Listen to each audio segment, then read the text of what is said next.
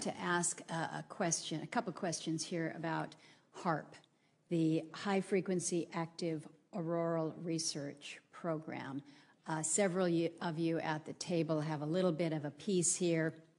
As you know, this is located up in Alaska. It's currently funded by the Air Force Research Lab. It was formerly funded by the Office of Naval Research. One of the prime customers is DARPA, which is currently running experiments at the facilities here. Then to Dr. Walker and Mr. Schaefer then, Dr. Walker, your agency is currently running the facility.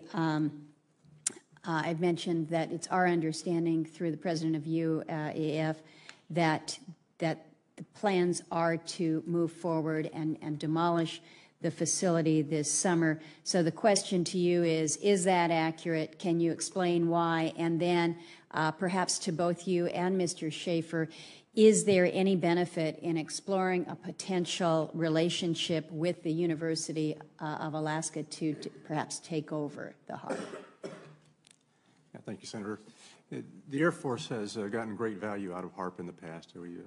We took it over from the Navy and managed it and actually did a number of experiment campaigns up there and have finished our work that we're interested in doing up there. We've moving on to other ways of managing the ionosphere, which the HAARP was really designed to do, was to inject energy into the ionosphere, be able to actually control it. And but that work has been completed.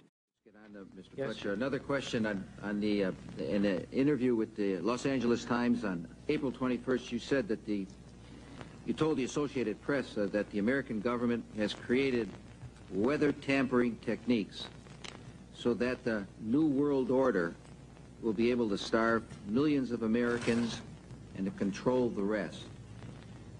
Would you explain what you were trying to say? Well, what I was trying to say is exactly what I said. There is weather control techniques. We have a complete package on that, which I did not bring, but I certainly will see to it that it is brought in for the record. Number one, the entire patents on the equipment.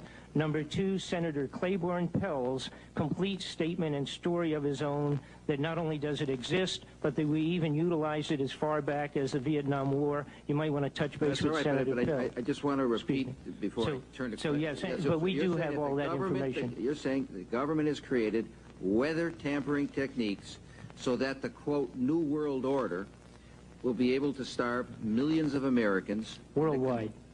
Millions of Americans, and to control the rest. Yes, sir, and that's my belief. As bizarre as that sounds, if somebody had told me that that equipment even existed 10 years ago, I would have thought they were nuts, sir. And at this point in time, we have all the documents to prove it. And if you think that 85 tornadoes takes place in the middle of our growing area by simultaneous accident, I'm sorry. With the equipment that's already set up internationally, and as bizarre as that is, it is proven and documented. We will supply you with those documents.